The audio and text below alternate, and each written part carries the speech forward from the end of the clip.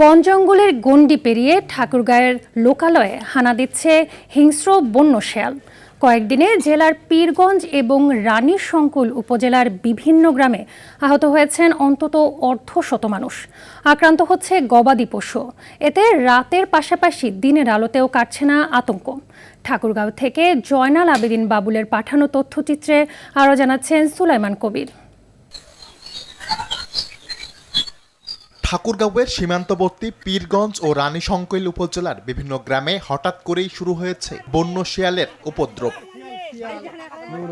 কয়েকদিনে দুই উপজেলার কুশারিগাঁও, উত্তরগাঁও, সহদর, আমজোয়াইন সহ বিভিন্ন গ্রামে প্রায় অর্ধশত নারী পুরুষ আক্রমণের শিকার হয়েছেন। রেহাই পায়নি গবাদি পশুও। এমন পরিস্থিতিতে আতঙ্ক বিরাজ করছে এলাকা জুড়ে। পিছন থেকে আসে কামড় দিছে, তখন বলতেছি যে কি কামড়াচ্ছে আমাকে, দেখতেছি শিয়াল। শিয়াল না কি আমি জানি না, কিন্তু আসে কামড় দিছে।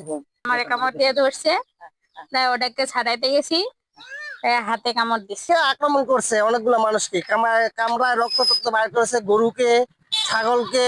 আক্রমণের শিকার ব্যক্তিদের পাশাপাশি পশুদের প্রয়োজনীয় চিকিৎসা ও পরামর্শ দিচ্ছে উপজেলা স্বাস্থ্য ও প্রাণী সম্পদ বিভাগ। ৮-১০ জনের মতো রোগী আসছিল, তো তাদেরকেও সেম আমরা প্রাথমিক চিকিৎসা এবং ভ্যাকসিন দিয়ে তাদেরকে মোটামুটি বাড়ি পাঠিয়ে দিই এবং সতর্ক থাকার জন্য দুই উপজেলাতেই আমরা বলে দিই। এই এলাকাটা একটু জঙ্গল এরিয়া এবং এর আগেও হচ্ছে যে এরকম ইতিহাস ছিল যে ওই এলাকায় প্রায় কিছু বন্যপ্রাণী দেখা যায়। যেহেতু আমাদের প্রাণী সম্পদ দপ্তর থেকে যেহেতু আমরা যে প্রাণীগুলো কামড় দিয়েছে, আমরা সেটাকে পর্যাপ্ত ট্রিটমেন্ট কেয়ারের মধ্যে রেখেছি। উদ্ভূত পরিস্থিতিতে আতঙ্কিত ও গুজবে কান না দেওয়ার পরামর্শ বন বিভাগের। তবে এমন উপদ্রব রোধে নেওয়া হচ্ছে নজরদারি ও প্রয়োজনীয় ব্যবস্থা। বন বিভাগ এটা অবগত আছে, আমরা দেখছি আসলে প্রাণীটা স্বাভাবিক হচ্ছে কিনা। আর কোনো বন্য প্রাণী মানুষকে অকারণে ডিস্টার্ব করে না।